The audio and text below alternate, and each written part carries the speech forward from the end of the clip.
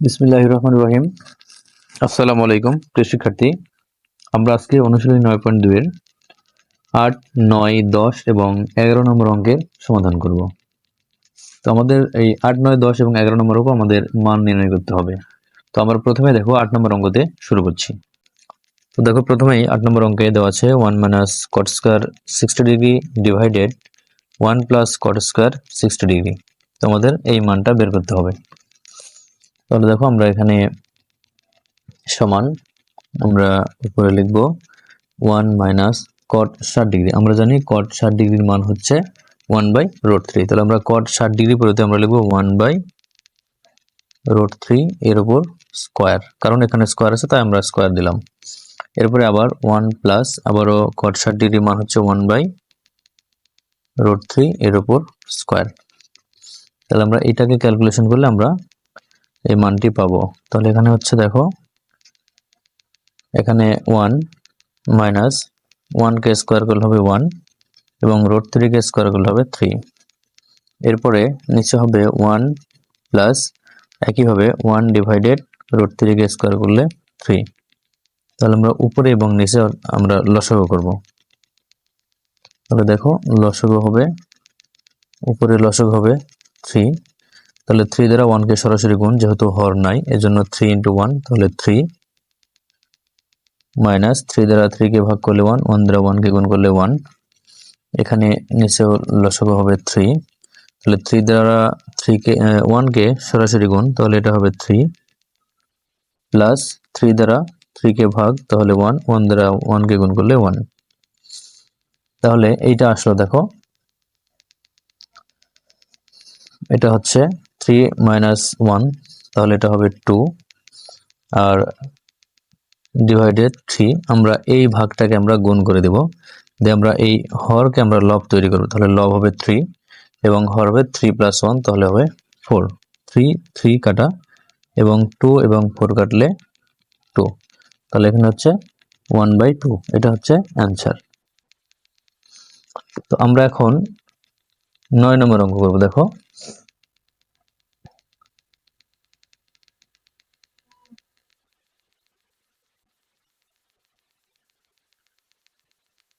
তাহলে দেখো 9 নম্বর অঙ্কে দেওয়া আছে tan 45 degree into sin square 60 degree into tan 30 degree into tan 60 degree.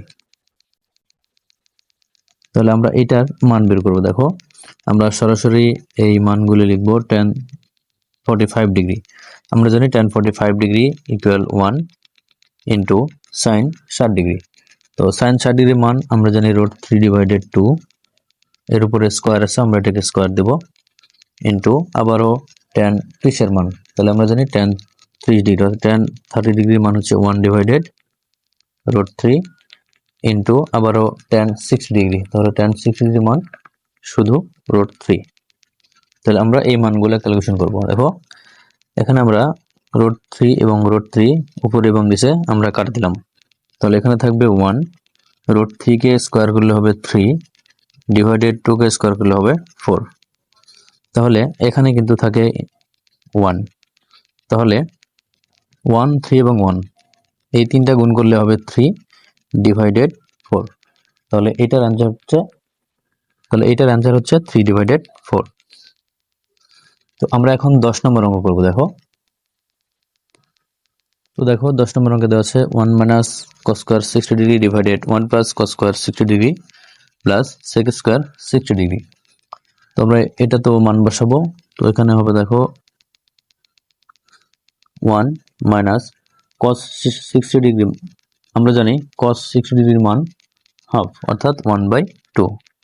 তো এর উপরে স্কোয়ার আছে আমরা স্কোয়ার দেব, এরপরে আবারও 1 প্লাস আবারও cos 60 ডিগ্রি এর মান হচ্ছে 1/2 অর্থাৎ হাফ, এর উপর স্কোয়ার প্লাস এখানে sec 60 ডিগ্রি অর্থাৎ এই sec 60 এর মান হচ্ছে 2, এর উপরে স্কোয়ার আছে আমরা এখানে স্কোয়ার দেব। তো দেখো এখানে কি হয়, এখানে হচ্ছে 1 minus 1 কে স্কোয়ার করলে 1, 2 কে স্কোয়ার করলে হবে 4, আর এখানে 1 প্লাস আবার 1 কে স্কোয়ার করলে 1, 2 কে স্কোয়ার করলে 4 প্লাস 2 কে স্কোয়ার করলে হবে 4।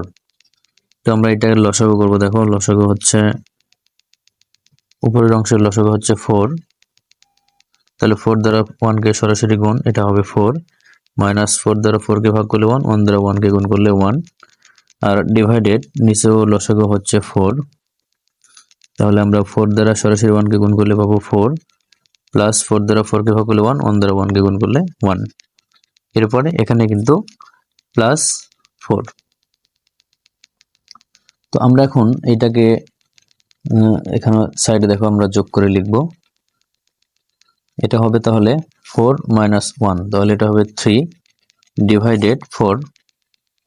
এরপর আমরা এই যে এই ভাগ আছে, আমরা এই ভাগটাকে গুণ করে দেব। দেওয়ার পরে আমরা নিচের হরকে আমরা উপরে লব আকারে লিখবো, তাহলে এখানে 4 আর নিচে হবে কি 4 প্লাস 1, তাহলে এটা হচ্ছে 5। এর সাথে কিন্তু আমাদের প্লাস 4 আছে, তাহলে প্লাস 4। তো এখন 4 এবং 4 কাটা, এরপরে হচ্ছে এখানে থাকবে 3 ডিভাইডেড 5, তাহলে 3 ডিভাইডেড 5 প্লাস 4, তাহলে এখানে লসাগু হচ্ছে 5, তাহলে 5 লসাগু নিলে 5 দ্বারা 5 কে ভাগ করলে 1, 1 দ্বারা 3 কে গুণ করলে 3, প্লাস 5 দ্বারা 4 কে সরাসরি গুণ, তাহলে 5 ইন্টু 4 এটা হবে 20, তাহলে এটা হবে 20 প্লাস 3 অর্থাৎ 23 ডিভাইডেড 5, এটা অ্যান্সার। তো আমরা এখন 11 নম্বর অঙ্ক করব। দেখো, তো দেখো 11 নম্বর অঙ্কে দেওয়া আছে cos 45 degree into cot square 60 degree into cos square 30 degree.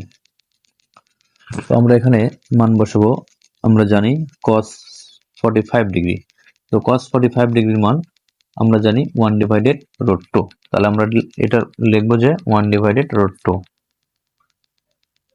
এরপরে দেখো আছে cot স্কয়ার 60 ডিগ্রি, তো এখানে cos 60 ডিগ্রির মান হচ্ছে 1 ডিভাইডেড রুট 3, তাহলে আমরা 1 ডিভাইডেড রুট 3 লিখবো। এর উপরে যেহেতু স্কয়ার আছে এখানে আমরা স্কয়ার দিলাম। এরপরে ইনটু আবারও cosec 30 ডিগ্রি, তো cosec 30 ডিগ্রির মান হচ্ছে 2, এর উপরে স্কয়ার, তাহলে এখানে হবে 1 ডিভাইডেড রুট 2, আর এখানে 1 কে স্কয়ার করলে হবে 1 এবং রুট 3 কে স্কয়ার করলে হবে 3 ইনটু এখানে 2 কে স্কয়ার করলে হবে 4। তো আমরা এখন দেখো এখানে ক্যালকুলেশন করব। এখানে হচ্ছে 1 ডিভাইডেড রুট 2 এবং 1 ডিভাইডেড 3, আর এখানে আছে 4, অর্থাৎ আমরা এখানে এই 1 ডিভাইডেড রুট 2 ইন্টু 1 ডিভাইডেড 3 এবং এই 4 থেকে আমরা 4টি রুট 2 পাবো, অর্থাৎ একটা 2 মানে হচ্ছে 2টা রুট 2, তাহলে 4 এর মধ্যে কিন্তু 2টা 2 আছে, অর্থাৎ 2 ইন্টু 2, তাহলে প্রত্যেকটি 2 এর জন্য যদি 2টি করে রুট 2 হয়, তাহলে এখানে যেহেতু 2টা 2 আছে তাহলে এখানে কিন্তু 4টা রুট 2 হবে, তাহলে এখানে আমরা লিখতে পারি যে রুট 2 এর উপরে পাওয়ার 4, যেহেতু 4টা রুট 2 আছে আমরা এর জন্য পাওয়ার 4 দিলাম। তো এখন এই রুট 2 এবং রুট 2 এর উপর পাওয়ার 4 এটা কাটলে কিন্তু এখানে কিন্তু আমাদের থাকবে রুট 2 টু দি পাওয়ার 3 থাকবে, অর্থাৎ কিউব থাকবে, তাহলে এখানে হবে কি 1 ডিভাইডেড 3 ইন্টু রুট 2 কিউব, তাহলে রুট 2 কে কিউব করলে পাবো, দেখো এখানে কি আসবে যে 1 ডিভাইডেড 3 আর রুট 2 কে কিউব করলে হবে রুট 2 স্কয়ার ইন্টু রুট 2, তাহলে এখানে রুট এবং স্কয়ার কাটলে এখানে থাকবে 1 ডিভাইডেড 3 ইন্টু 2 রুট 2, তাহলে 2 রুট 2 এবং 1 গুণ করলে হবে 2 রুট 2 ডিভাইডেড 3, তাহলে এটা হচ্ছে 11 নম্বর অঙ্কের অ্যান্সার। তো আজকে এ পর্যন্তই, ধন্যবাদ সবাইকে।